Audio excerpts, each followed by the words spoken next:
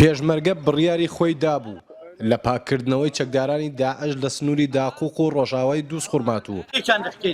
هەر بۆیە بە پلانێکی تۆکمە و هێزێکی سەربازی پڕچەک زیاتر لە 19 کیلۆمەتریان بۆ ناو قوڵایی چەکدارانی داعش بڕی لە سنووری ڕۆژاوای دووسخورمات و ئەم دوودێ بوو بە منبعی ئێرهابەکانە هاتن سەر لەسەر ڕێگەی دووستکریت لەوێ عبوویاندانا چەند جار پێشمەرگەمان لێ شەید بووە لێ برینار بووە بۆ گوندی ئەلبوزەرگە 16 کیلۆمەتر و 400 مەتر دوور بوو و لەوێشەوە بۆ گوندی زەرگە کە ئێستا تایوەستا بوون ئەوش نزیکی 5 کیلۆمەتر دوور بوو بە مەجموعی نزیکی 19 بۆ 20 کیلۆمەتر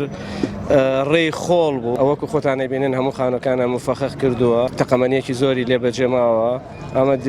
ئەمە دلیلی ئەوەیە کە ئێرە منبعیان بوو. گوندی زەرگە و ئەبوو زەرگە کە دوو گوندی سەرەکی بوون بۆ چەکدارانی داعش لە ناو پلانەدا بوو کە دەبوو پێشمەرگە جێبەجێ بکات چون پێشمەرگە زانیاری تەواوی لەبەردەستدا بوو کە لە ماڵی سەرۆک عەشیرەتی گوندی زەرگە کارگەی دروستکردنی بۆمبی چێنراو هەیە پێشمەرگە توانی ئەو تونێلە بدۆزێتەوە کە لەو ماڵەدا دروستکرا بوو لەنێو ئەو ماڵەدا قورئانێکی زۆری تێدا بوو کە وەک هێزەکانی پێشمەرگە ئاماژەیان پێدا چەکدارانی داعش لە ڕابردوودا کەڵکیان لە قورئانی وەرگرتووە بۆ چاندنی بۆمب لە ماڵ ئەوە دروست ئەو قورئانیان بۆ چییە؟ هەموومان دەرێنەوە ئەوان بەناوی ئیسلامەوەی شەکەن بەڵام ئیسلام نین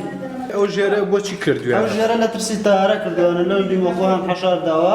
لێرەوە چونە دەژوورە لەو دیمە خۆیان حەشارداوە بۆیە ئاوایان تۆ کردووە کەسەوە بۆیە بەدەبەردەستەوە ئەو عەبۆیە خۆی خۆیان دروستیان کردووە ئەو شەر عەبۆیەوان دروستیان کردووە خێنە سەری بۆ بتەقێتەوە ئەو چەند کیلۆ بۆیە بێوانە؟ ئەوە تەقریبەن 40-50 کیلۆ بێت.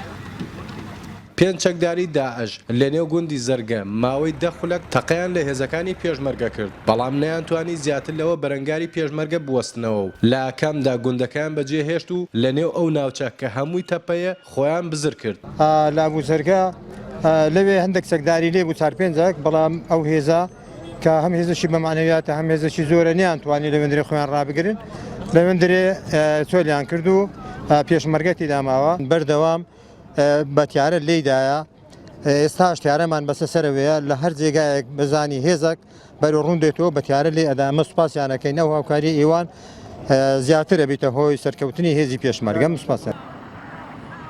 فڕۆکەکانی هاوپەیمانان لە ڕابردوودا لە سنووری دووسخورمات و بە هیچ شێوەیەک بردومانی چەکدارانی داعشیان نەدەکرد بەڵام بە وتەی فەرماندەکانی پێشمەرگە لە ئێستادا هێزەکانی وڵاتی فەڕەنسا زۆر بە وردی چاوەدێری ئەو چەکدارانە دەکەن. ئاڵاوشیار NRT